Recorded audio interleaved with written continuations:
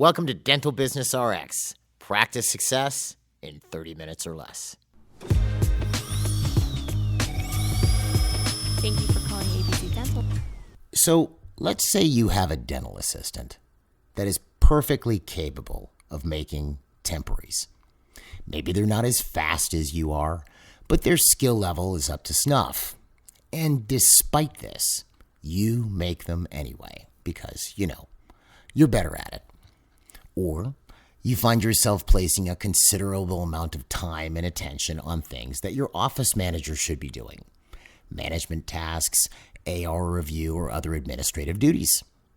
Or let's say your office manager, or maybe you are the office manager, is doing a lot of treatment coordinator duties, selling a lot of treatment, even though you have a treatment coordinator. And when you talk to them about this, the answer is they enjoy selling treatment.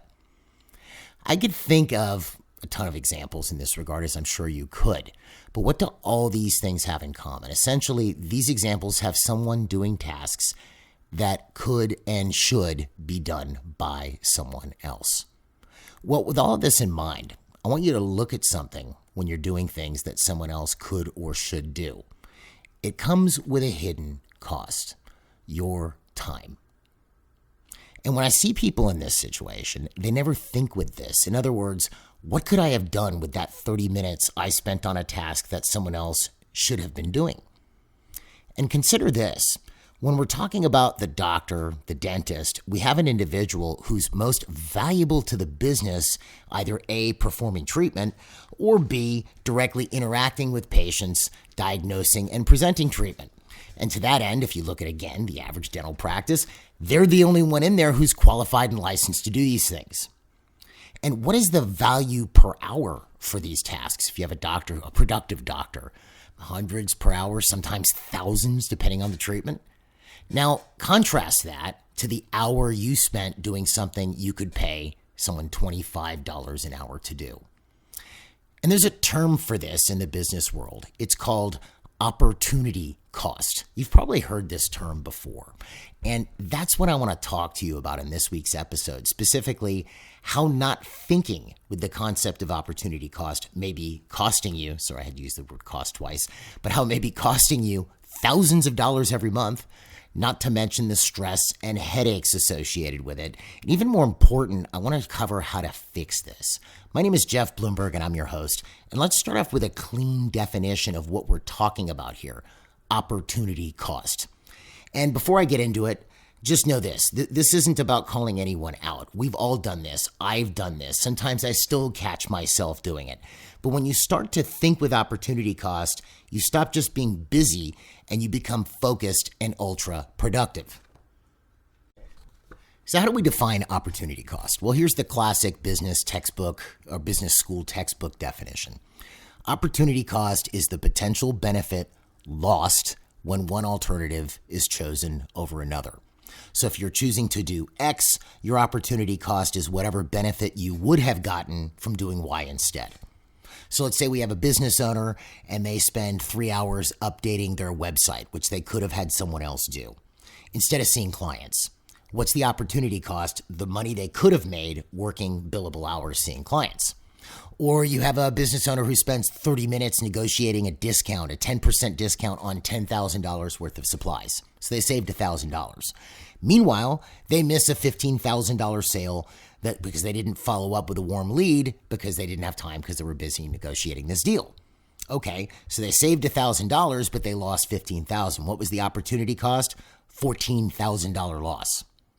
So opportunity cost is the value of what you didn't do because you're doing something else. It's the growth you missed, the patient you didn't follow up with, the case you didn't have time to present properly, all because you were stuck in the wrong task. In a dental practice, opportunity cost is the revenue, retention, or momentum you could have gained if you weren't busy doing something that someone else could have handled.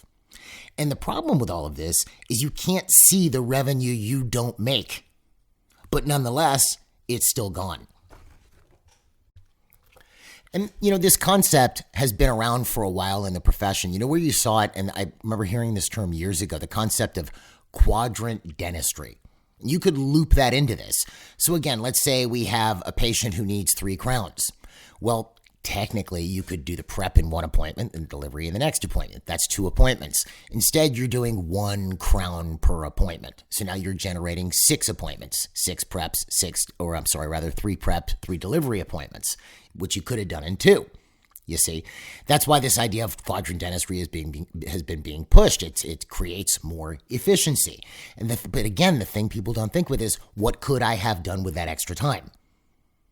And all of these things I've been talking about, we'd classify under time-based opportunity cost. There's also another kind of opportunity cost. We call it performance-based opportunity cost. Let me give you an example. Let's say we have a doctor that's not all that effective at treatment presentations. They're a good enough doctor, excellent clinician, but they're not good at treatment presentations. Patient needs 6 crowns. The patient only accepts 2. They're going to do 2 this year because that's what's covered by insurance, 2 the next year, 2 the year after. So contrast that with if we have a doctor who can sell. Patient accepts all 6. So we have a patient accepting 2 a year versus a patient accepting 6. What's the major difference? We have one doctor who can sell and one doctor who can't. What's the difference from a business perspective? Well, first off, we have a revenue swing of $4,000 to $6,000 that we could have made this year. Instead, we're hoping we're going to make it over the next 3. That's assuming the patient comes in next year and the year after to do those other crowns that they haven't done. The other thing is we've generated, instead of 2 appointments, 1 prep and 1 delivery appointment, we've generated 6 appointments, 3 prep and 3 delivery appointments. And the only difference here was, in this case, 1 doctor could sell, 1 doctor could not. All right. I see this even though it's the same doctor. We'll have a doctor come in. They're not very good at selling or case presentations or treatment acceptance. We train them to do it at the MGE Communication and Sales Seminars. Then all of a sudden they go home and they're collecting $10,000, $20,000, $30,000 more per month. It's not like they got a bunch of new patients. They're just closing the treatment plans that they've already presented and not closed. That's the big secret, folks. That's why they see the $300,000 increase in year 1. I'll put a link to it on the episode webpage. That's my shameless plug for the episode. But I just wanted to point this out. So if your case acceptance is hovering at the 40, 50% range, but you know it could be at the 70 or 80% range, that gap is not just a statistic. That's revenue walking out the door, as well as less healthy patients. Every single week, multiply this lack of performance by the number of times this happens in a month, and we've got a ton of inefficiency added to the practice. We also have a potential loss of tens of thousands of dollars, not to mention, again, less healthy patients. So there's your performance-based opportunity cost. You could throw this out in a number of different examples. Let's say I have a receptionist who really knows what they're doing, and they convert 60 to 80% of my incoming new patient calls. So if they get 100 phone calls, I'm going to get 60 to 80 new patients. That's great. I put another receptionist up there, their conversion rate is 30%. So same 100 phone calls, but now I'm only getting 30 new patients. That's a performance-based opportunity cost. They just cost me tons of new patients, as well as the potential revenue from those patients, as well as the goodwill to the practice. So how do we fix all of this? Well, there's a few things to look at here, but let's break it down between time-based opportunity cost and performance-related problems. So let's start with time-based. To solve time-based opportunity cost, it's actually relatively simple. The first thing I would do is look at anything that you're currently doing. You might be the doctor, you might be the office manager, that should be done by someone else. And I'm assuming you have that someone else, or you should have that someone else. In other words, let's say you have an office manager, they're doing a ton of scheduling, and I have a schedule coordinator. Well, that's something the scheduler should be doing. Or the doctor is doing things that the assistant should be doing. So that would be where I would start, where the doctor's doing things the OM should be doing. Look at anything that you're doing on a day-to-day and a week-to-week basis. Make a list that should be being done. Is that a correct way of saying it? I guess. By someone else, whatever that might be. Now, pick the one that is eating up the most time. That's where I'd start. And get the person who should be doing it. It may take some training. It may take some apprenticeship for them to get it right. But do it, because otherwise you are always going to be the one having to do it. So if you have a office manager who has to take cases to close cases, you have a treatment coordinator, but they're not closing cases over $5,000. If the patient needs over $5,000 in treatment, the office manager has to present it. Well, you better get that treatment coordinator up to snuff so that you don't have to continue to present these cases. It's not going to happen overnight. It might take some time. But you better start working on it now, or this is something you're always going to be stuck with. Now, you could also have the flip side. You have a schedule coordinator and they just aren't good at scheduling, and they never will be. And you've tried training them. You've tried correcting them. Well, you might have to replace them. Same thing with a dental assistant. Do you see? But I would start with the task that is eating up most of your time. Get the person who should be doing it. Get them trained to do it. Make sure they can really do it. And once they can really do it, now move on to the next thing that's eating up time. The next worst one. With a doctor, you might want to, like I would always train your staff, period. You always want your staff to become more and more capable because then they can take on more. I know that there's the argument that if I train my staff, they're going to learn how to get really good at what they do and they leave. I would take that as a compliment. Hopefully, if they get so good that other people want to hire them, it means you're doing a good job. But if you create a good enough environment and there's room for advancement, then you probably won't have staff leaving, or at least not that many unless they're moving out of the area. So you should always be training your staff. But like, for example, let's say you have a dental assistant or dental assistants. Well, I would take a look at the Dental Practice Act for my state, and I would isolate what actions are an assistant actually allowed to do. It's very clearly dictated in there what an assistant can do and what requires a doctor to do. Well, I would want my assistants to be able to do anything and everything an assistant is able to do.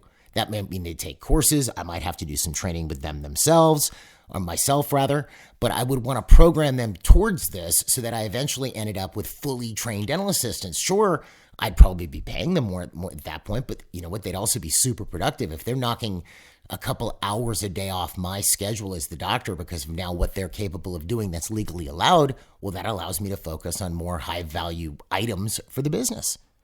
You see? And I would do this list. I would start working things off the list that way as I just started off with, and I would review and update my list regularly. Keeping in mind that if you're the owner doctor, that high-level owner tasks, long-term planning, financial oversight, etc., managing and supervising the office manager will always stay with you because you're the owner of the business, and that's not something you're ever going to delegate per se. And this is something that made me look at this too. Like as I mentioned, I'm not immune to this. This happens to me from time to time, and little things can creep into your daily routine, and you go, "Gosh, really so-and-so should be doing that." And keep in mind, it doesn't matter how much you love the particular task. If it's something that really belongs to another job, you have to take a look at what's best for the business and the ability for you to achieve the goals of your business. And just remember, every hour you spend doing an $18 an hour work is an hour you're not doing $500 an hour work if you're a doctor. It's just something to think about. All right, so that's time-based opportunity cost. Let's talk about performance-based opportunity cost for a second, because handling this one is a little bit trickier. And this is where metrics come in handy. A lot of our clients keep them, various types of statistics, so do we. And I would definitely recommend that you keep some. But I also wanted to figure out a way to be able to give you something easy to do that you could start doing or working with this right away.